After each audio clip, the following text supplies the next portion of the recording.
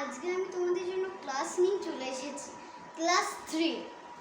তো আজকে আমরা প্রোনাউন পড়ব। তো চলো আজকে প্রোনাউনটা আমরা পড়ে একবার। চলো, এই দেখছো প্রোনাউনটার মধ্যে অনেক কিছু দেওয়া আছে। তো আমরা আজকে প্রোনাউনটা পড়ব। চলো পড়ি একবার। প্রোনাউন হচ্ছে সর্বনাম পদ। বাংলাতে ভাষাতে আমরা সর্বনাম পদ বলে, বুঝলে? গ্রামার মানে হচ্ছে ব্যাকরণ, বুঝলে? তাহলে চলো এবার পড়াটা আমি শুরু করি। ইসিতা ইজ এ গুড গার্ল। ইসিতা হয় ভালো মেয়ে। বাচ্চারা আজকে তোমাদের প্রোনাউন পড়াবো। তো প্রোনাউনের জন্য আমি প্রোনাউনটা পড়াবো। চলো পড়াই। Ishita is a good girl. Ishita হয় ভালো মেয়ে। Ishita reads well. ইশিতা ভালো পড়ে। Ishita can dance very well. Ishita ভালো ডান্স করতে পারে, মানে নাচ করতে পারে। ইশিতা ফাদার্স ইজ এ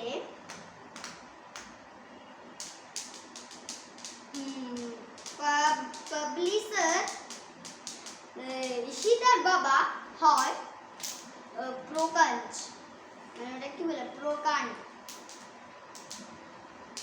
এখানে ইশিতা কথাটি বারবার ব্যবহৃত হওয়া শুনতে ভালো লাগে না? ভালো লাগে না, সবসময় ইশিতা ইশিতা ভালো লাগে না। এই সেন্টেন্স, এই ইশিতা ইচ্ছে আর হচ্ছে নাউন, তার পরিবর্তে কি ওয়ার্ড ব্যবহৃত হচ্ছে তা লক্ষ্য কর। Ishita is a good girl. Ishita হয় ভালো মেয়ে। She reads well. সে ভালো পড়ে। She can dance very well. Ishita ভালো নাচ করতে পারে, মানে সে ভালো নাচ করতে পারে। Her father is a publisher. তার বাবা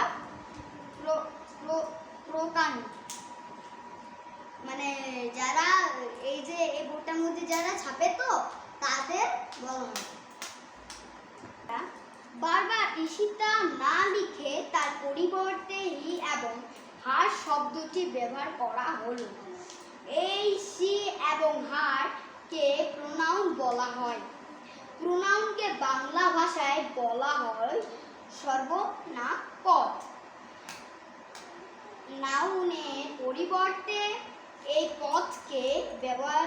আমরা এবার পড়তে শুরু করে দেব প্রোনাউন। তো প্রোনাউন কাকে বলে আমরা হেডিং দিয়ে দিয়েছি, প্রোনাউন কাকে। এবার দেখো, আমরা লিখব বারবার নাউনকে ব্যবহৃত না করে আমরা, মানে নাউন পরিবর্তে আমরা যে ওয়ার্ডকে ব্যবহার করি তাকে প্রোনাউন বলে। লিখলাম ইশিতা।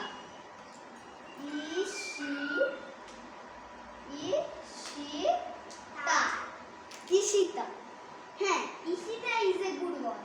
সবসময় ইশিতা ইশিতা ইশিতা ইশিতা কেন আমরা সবসময়?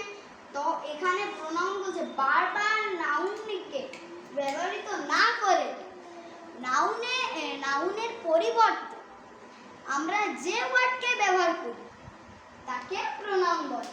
বারবার নাউন বলছি, নাউন যে দিয়া ইজ এ গুড বয়, যেমন Ishita is a good boy, এটা সবসময় শুনতে ভালো লাগবে না নামের ক্ষেত্রে, তাইলে আর পড়াচ্ছে না।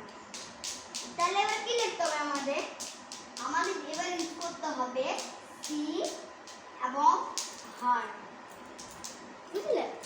এবার কোনো যদি এটা হলো গার্ল, এটা গার্লের ক্ষেত্রে, বুঝলে? এটা গার্লের ক্ষেত্রে মানে মেয়েদের ক্ষেত্রে, আর এটা মেয়েদের ক্ষেত্রে, আর বয়ের ক্ষেত্রে হলো তোমার বয়ের ক্ষেত্রে।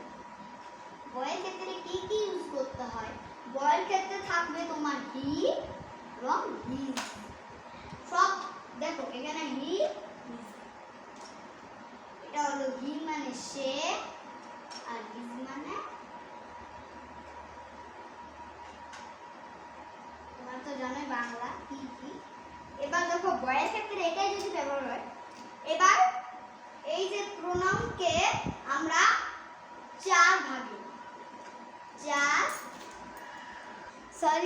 তিন ভাগ মানে আমি বইটা দেখিয়ে নিয়ে আসো। হ্যাঁ, তো তিন ভাগ হলো, এটা হচ্ছে তিন ভাগ। তো কি কি আমাদের যদি তিন ভাগ লিখলাম, তো এবার কি কি শোনো। তোমাদের হলো আমরা সাবজেক্ট